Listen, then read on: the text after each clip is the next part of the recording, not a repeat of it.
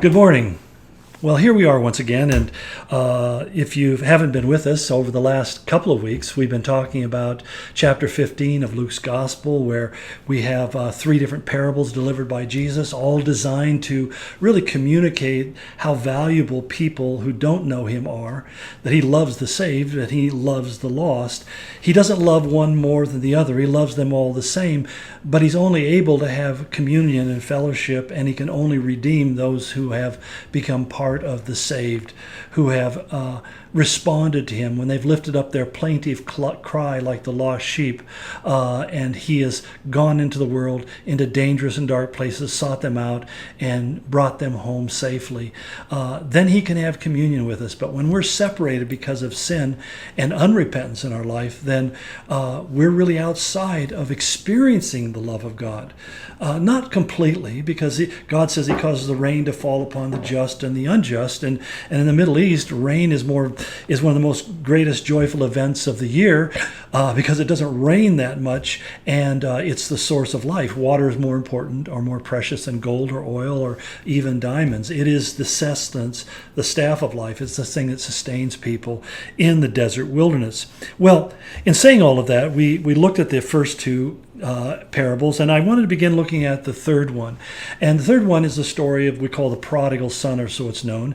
You remember last week I began by explaining that prodigal doesn't mean bad. It means overly generous. In other words, it's really the over generosity of the father to an unappreciative son, or really two unappreciative sons. And it's talking about, really reflecting more of the character of the father than it is talking about the character of the son. So somebody suggested, I think it was Tim Keller, that we should call it the prodigal father, would be a more accurate way of describing the story. But nonetheless, we know it by that name, and so we will continue to use that. But the story really is interesting because it revolves around these three persons and their interaction with each other. And the first is, of course, the father, who is a very successful, wealthy man who owns a great deal of property. And he has two sons. He has an older son who is the obedient son. As often the case, firstborn children, especially firstborn sons, tend to be the rule keepers. They kind of follow the lead. They do what they're told in the general sense. Whereas the secondborn son, in a family constellation, every child is trying to find his unique role. It's a subconscious thing, but we all do it. And oftentimes the secondborn son tends to be really the polar opposite of the firstborn. The firstborn tends to be very astute, very sometimes stoical, sometimes certainly very obedient. The secondborn usually becomes the clown. He becomes the one who acts out. He's the one who is the entertainer, because how does he get noticed in the family constellation? By being different from the older boy. I was that kid when growing up. I was the baby of my family. I had an older brother, and when I went to school, the teachers would always say, "Why can't you be like your brother?" Because my brother was that good kid.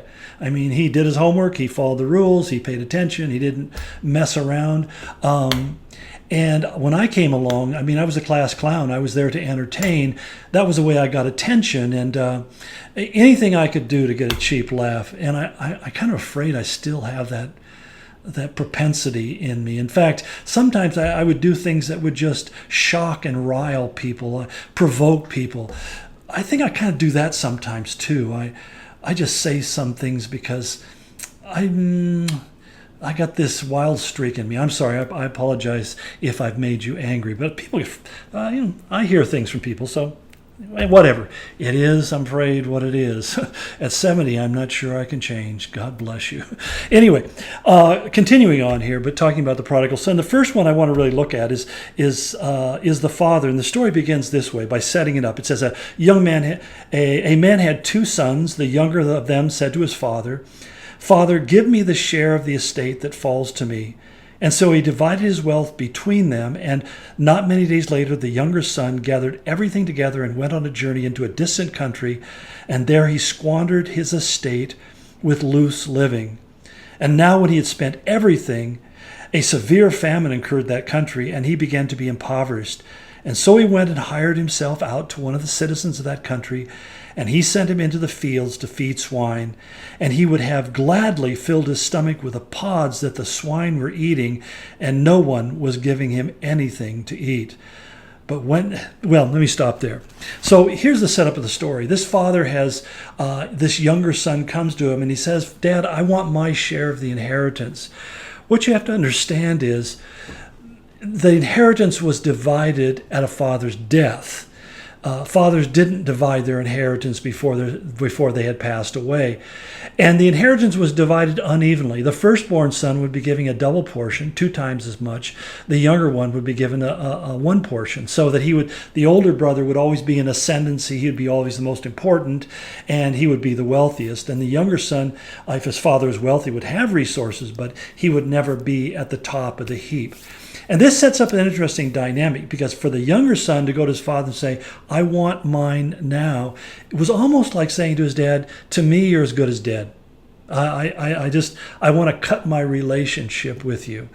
And as soon as his son got his share, that's what he did. He packed up his bag and he went to a foreign country. In other words, he did 2 things that were really reprehensible in that time. Number one, he sought for his inheritance before his life had ended. And secondly, before his father's life had ended. And secondly, he left the community, the Jewish community that he was part of, and went to a Gentile community. He not only walked away from the family, he walked away from the faith. And this was a pretty scandalous thing, because there were many rabbis at the time who said, if a son apostates and then returns, you should kill him so he can't apostate a second time. And if you apostated, you were as good as dead to them. So think about the heartbreak that came to this father in that moment.